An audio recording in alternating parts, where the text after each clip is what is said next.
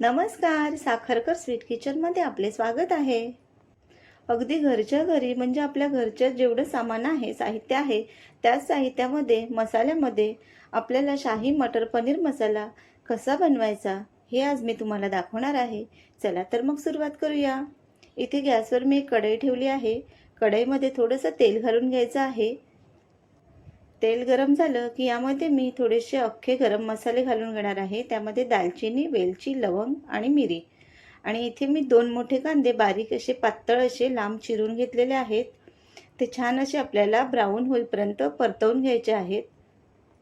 मटर पनीरसाठी आपण हा ग्रेव्हीचा मसाला बनवणार आहोत. कोणतीही ग्रेव्हीवाली भाजी जर तुम्हाला बनवायची असेल तर त्यासाठी त्याचा ग्रेव्हीचा मसाला आहे तो मस्त असा तेल सुटेपर्यंत परतून घ्यायचा असतो. आता कांदासुद्धा आपला छान असा परतलेला आहे.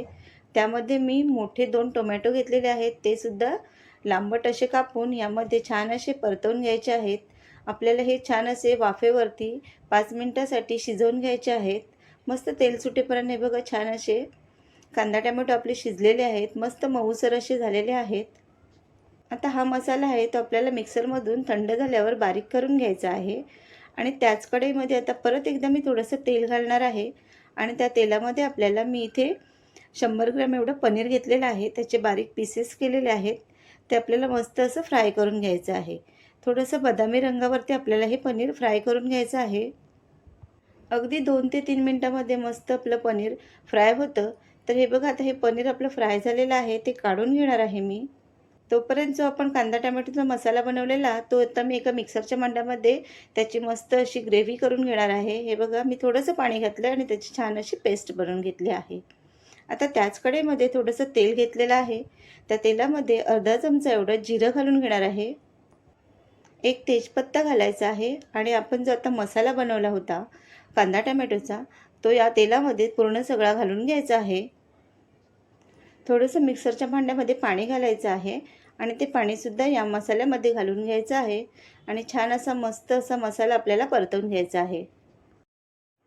आता यामध्ये मी 1 चमचा एवढी आलं लसूणची पेस्ट आणि थोडे आता सुके मसाले घालायचे आहेत. त्यामध्ये हळद, लाल मिरची पावडर, चमचाभर एवढी धणे पावडर आणि अर्धा चमचा एवढा गरम मसाला. मसाले तुम्ही तुमच्या आवडीनुसार वापरू शकता. तुम्हाला जास्त तिखट हवं असेल तर थोडासा मसाला जास्त घातला तरीही चालेल. आता हा मसाला आपल्याला मस्त असा परतवून घ्यायचा आहे. हे बघा छान असं तेल सुटायला लागलेलं आहे भाजीला. आता यामध्ये 10 ते 12 मी काजू गरम पाण्यामध्ये भिजत घालून त्याची मिक्सरमधून छान अशी पेस्ट बनवून घेतली होती. ती आता यामध्ये घालायची आहे.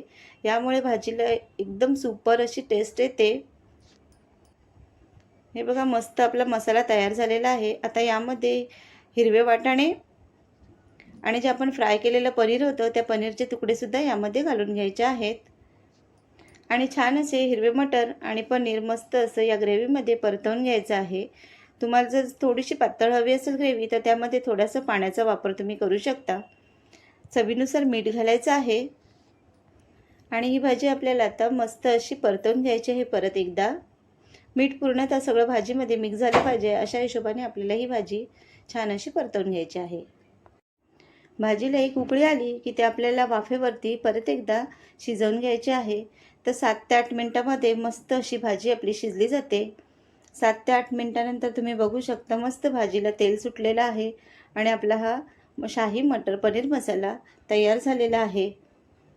अशाच प्रकारच्या नवनवीन रेसिपी पाहण्यासाठी माझ्या चॅनलला लाईक करा, शेअर करा, सबस्क्राईब करा आणि कमेंट करायला विसरू नका. तर हे बघा अशा प्रकारे मस्त शाही मटर पनीर मसाला आपला तयार झालेला आहे. थोडीशी कोथिंबीर घालून घेतलेली आहे आणि वरून थोडीशी काजूची पेस्टसुद्धा घालून घेतलेली आहे.